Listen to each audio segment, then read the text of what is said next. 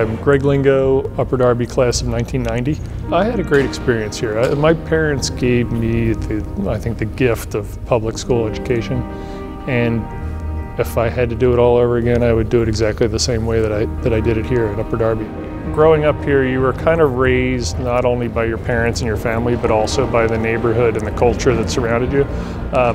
I would tell you that my football coach, Jack Shingle, was as much a father to me as my father was. And really, he was that for all of us and helped guide us to that next point in life and to be prepared for it and to be willing to work hard and understand that you have to work hard to get what you want, and really instilled a lot of those disciplines in us. When I graduated here in 1990, I was fortunate enough to get financial aid to go to college, and I also was fortunate enough to receive some scholarship money. Namely, I received the scholarship here on Senior Awards Night, and kind of never forgot that.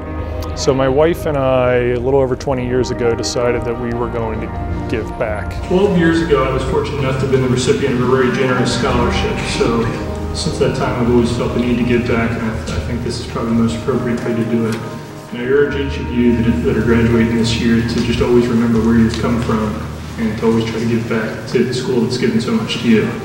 And then at the same time, I felt like there was other things we could do, and it's not just monetary. We could give back in other ways. So we helped bring an SAT tutoring program here, Let's Get Ready. We also work kind of from a mentoring standpoint with some of the students here. It started off just some of the football players, and then it evolved a little bit through the National Honor Society, some of those folks. Quite frankly, I always thought of myself as leaving the area, and then it wasn't until I actually left and went to college that I started to really appreciate more the friendships and the background that I had here at Upper Darby.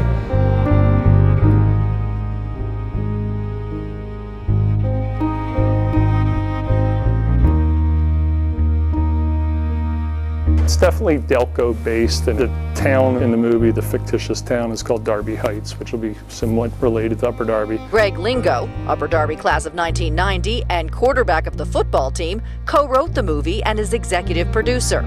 He now lives in Wayne, and yeah, he's a successful real estate developer. He says the character Mick is loosely based around him. The whole cast really a combination of a bunch of guys he grew up with. This is a slice of life comedy. It's really just a way to celebrate the intricacies and uniqueness of people.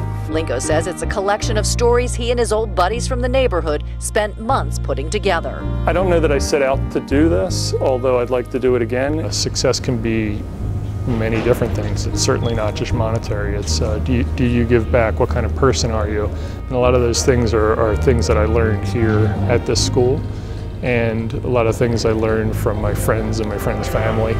And I really value that, and I value it more the longer I'm out of here. So I would say to any student that's here now, you're going to be an alum of Upper Darby for a lot greater time than you were ever a student here.